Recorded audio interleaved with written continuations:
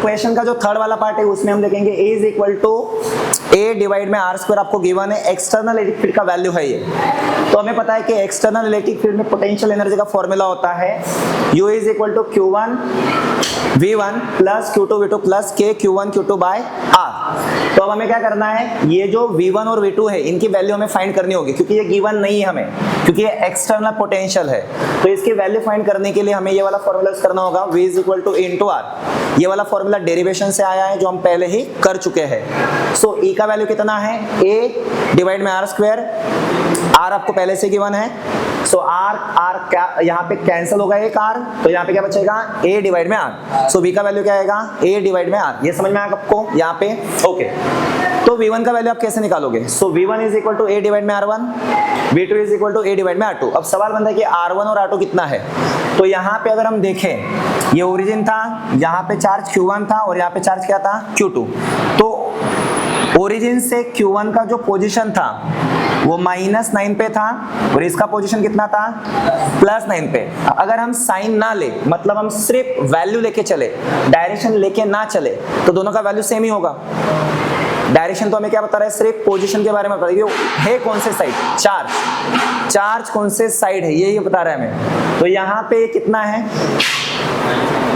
तो देख लेते हैं यहाँ पे R1 का भी वैल्यू कितना है 9 सेंटीमीटर और R2 का भी वैल्यू कितना है 9 सेंटीमीटर। R1 और R2 दोनों कितने हैं 9 सेंटीमीटर। तो इसका मतलब यह है कि अगर R1 और R2 सेम है तो V1 और V2 भी क्या होना चाहिए, same. So V1 is equal to V2 क्या आ जाएगा, सेम।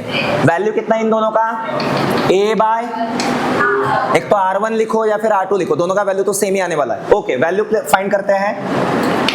सो V1 और V2 is equal to, A का वैल्यू कितना है 9 इंटू 10 पावर 5 डिवाइड में R1 और R2 का वैल्यू सेम ही है, कितना है वो 9 सेंटीमीटर। सेंटीमीटर को इसमें बदला मीटर में, तो ये कितना आएगा 10 पावर 7 होल्ड।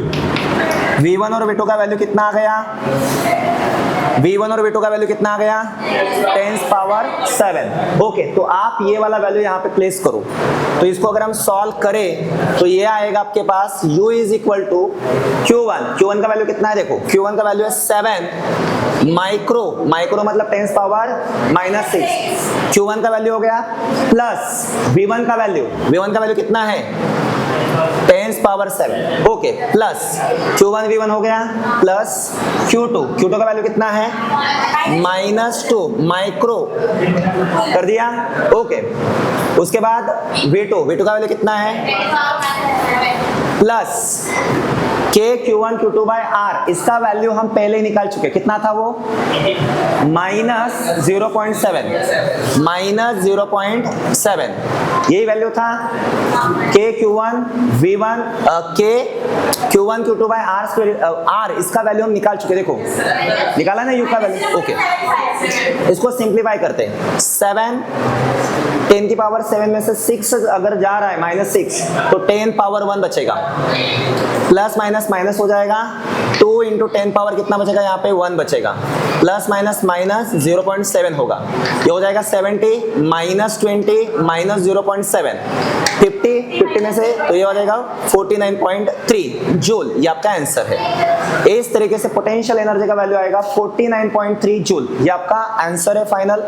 तो ये आपको याद रखना है। देखो, पोटेंशियल एनर्जी जो है, एक्सटर्नल इलेक्ट्रिक फील्ड में पोटेंशियल एनर्जी का वैल्यू बहुत ज्यादा है और वही वैल्यू विदाउट एक्सटर्नल फील्ड बहुत कम है।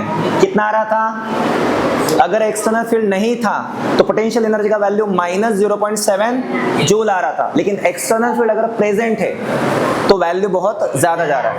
ओके।